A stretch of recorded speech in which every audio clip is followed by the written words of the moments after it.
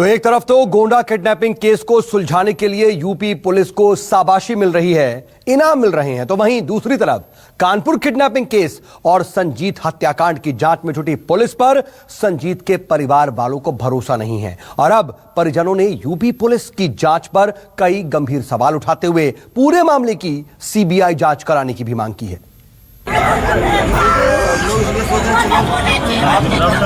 किसको हम भाई बोलेंगे अभी?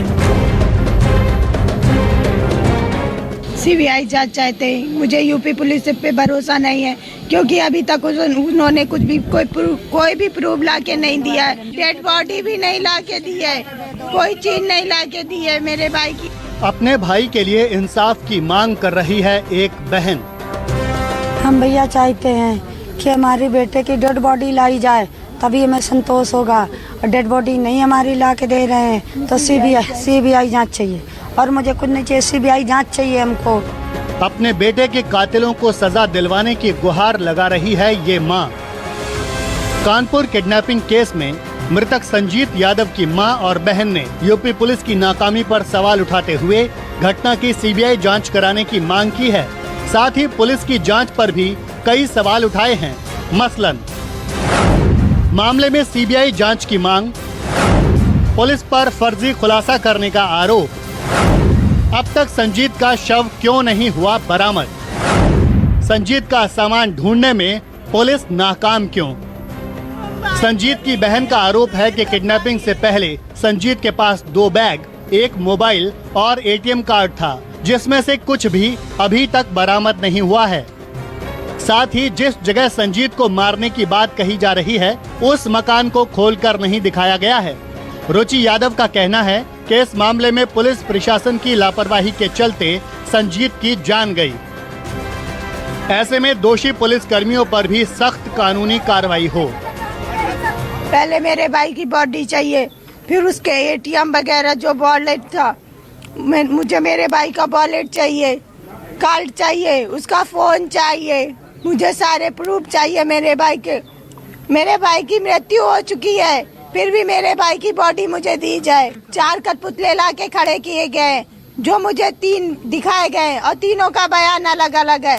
कोई कहता 26 को मारा, कोई कहता 25 को मारा, कोई कुछ कहता, कोई कुछ कहता है। इधर किडनैपिंग के इस केस में पुलिस की लापरवाही की बात सामने आने के बाद यूपी के एडीजीपी भी संजीत के परिवार वालों से मिलने पहुंचे, जहां उन्हें भी परिवार वालों के रोष का सामना करना पड़ा। आपको बता दें कि 23 जून को कानपुर के बर्रा इलाके में रहने वाले लैब टेक्नीशियन संजीत यादव का अपहरण हुआ था, जिसकी खबर परिवार वालों ने पुलिस को दी। तो बर्रा थाने की पुलिस ने 26 जून को संजीत की गुमशुदगी को अपहरण की एफआईआर में तब्दील कर दिया। यहाँ तक भी ठीक था, लेकिन उसके बाद 29 जून को फिरौती के लिए कॉल आया। परिवार के लोगों का दावा है कि पुलिस वालों के कहने पर 30 लाख की फिरौती उन्हीं की टीम के सामने एक जगह पर दी गई।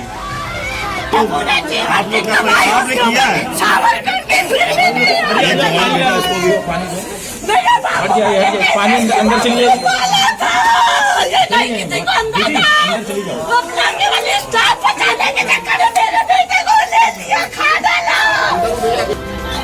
संजीत के परिवार का आरोप है कि फिरौती देने के बावजूद पुलिस ने कुछ नहीं किया, लेकिन पुलिस का दावा है कि तारीख दर तारीख कागजी कार्रवाई होती रही।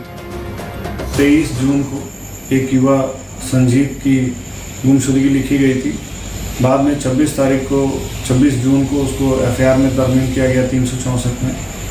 29 जून को फिरौती है तो कॉल आया है उनके परिवार वालों के पास। इस मामले में अलग से टीम गठित किए थे क्राइम ब्रांच और सब ब्रांच के। उनके द्वारा आज कुछ लोगों को हिरासत में लिया गया, जिनमें से 2 उनके खास दोस्त थे।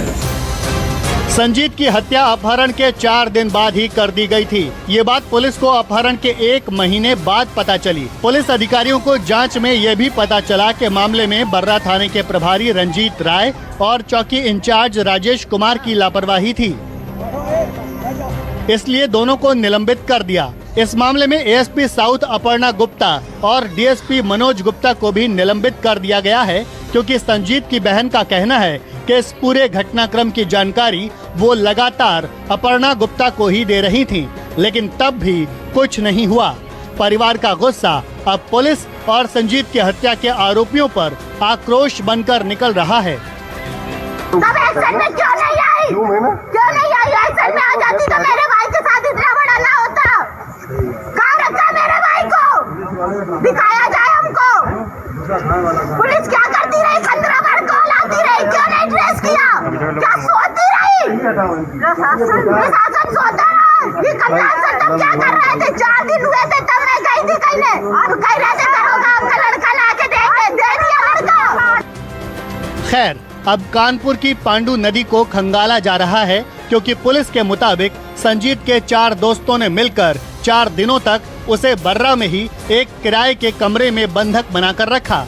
बाद में भागने की कोशिश के दौरान उसे जान से मार दिया।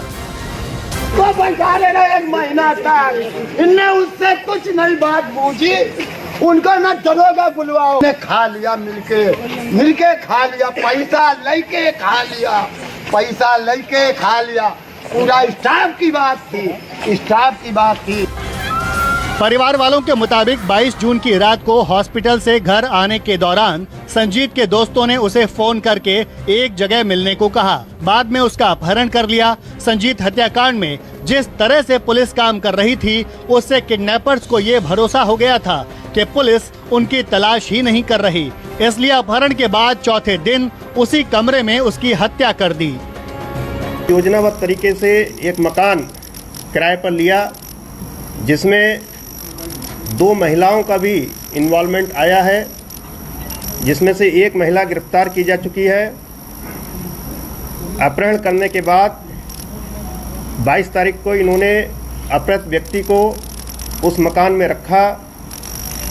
26 तारीख की रात्रि में, 26 जून की रात्रि में जब अपहृत व्यक्ति ने भागने का प्रयास किया, तो उसके पश्चात इन लोगों ने निर्णय लिया कि इस व्यक्ति को मार दिया जाए, और 27 तारीख की सुबह ही इस व्यक्ति की इन्होंने गला दबा करके हत्या कर दी।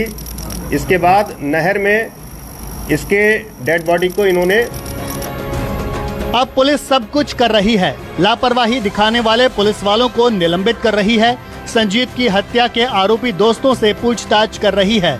हत्याकांड के सुराग जुटा रही है।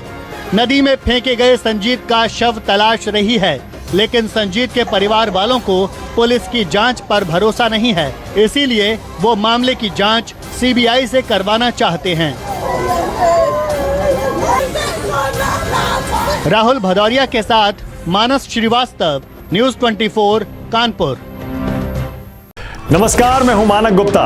अगर आपको हमारा ये वीडियो पसंद आया हो तो इसे लाइक और शेयर जरूर करें, और हाँ, हमें सब्सक्राइब और फॉलो करना ना भूलें, ताकि आप देश और दुनिया की कोई खबर मिस ना करें। तो जुड़े रहिए हमारे साथ और देखते रहिए न्यूज़ 24।